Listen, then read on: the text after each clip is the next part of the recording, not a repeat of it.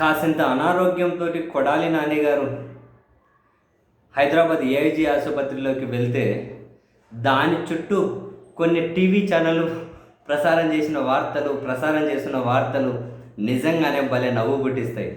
అబ్బో, గుండెపోటుతో ఇంట్లోనే కుప్పగూలిపోయాడని ఒకరు, అలా ముందర బొర్ల పడ్డారని చెప్పి ఇంకొక ఆయన, ఈరోజు రేపు పోలీసులు అరెస్ట్ చేస్తారని చెప్పి చాలా టెన్షన్లో ఉన్నారు.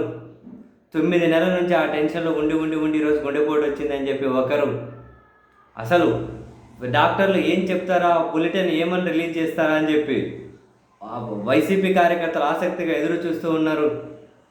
డాక్టర్లు బులెటిన్ ఎప్పుడు రిలీజ్ చేస్తారా అని చెప్పి ఆసుపత్రి వర్గాలను వైసీపీ శ్రేణులు ఆరా తీస్తున్నాయి. ఈ విధంగా అయితే ఆశ్చర్యం అనిపిస్తుంది, ఇంత కాన్ఫిడెంట్గా ఏమీ లేని దగ్గర కూడా వీళ్ళు ఇంత కాన్ఫిడెంట్గా ఏ విధంగా వార్తలు ప్రసారం చేయగలుగుతారు అని. ఇప్పుడు డాక్టర్లు బులెటిన్ రిలీజ్ చేయాలనుకోండి, ఏమని రిలీజ్ చేయాలి?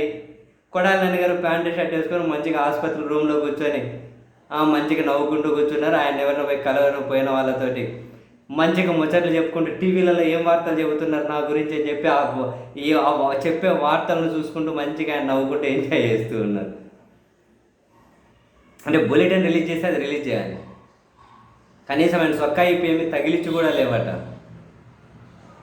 ఆయన నిన్నగాక మొన్న రాత్రి ఏదో కంటిన్యూస్గా తేంపులు వస్తే ఆగకుండా ఆసుపత్రికి కానీ వచ్చి కొన్ని టెస్టులు చేశారు.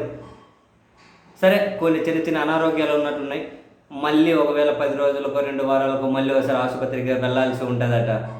సో ఈరోజు సాయంత్రం రేపో కొడాలి నాని గారు డిశ్చార్జ్ అయ్యి ఇంటికి పోతూ ఉన్నారు. ఆయన ఏమి ఇంట్లో కుప్పకూలిపోలేదట, ఏం లేదు, నేరుగా నడుచుకుంటూ వెళ్ళి కారు ఎక్కి నడుచుకుంటూ వెళ్ళి ఆసుపత్రి లోపలికి వెళ్ళి చెక్ చేయించుకున్నారు. ఈరోజు సాయంత్రం రేపు ఆయన మళ్ళీ ఇంటికి వెళ్తున్నారు.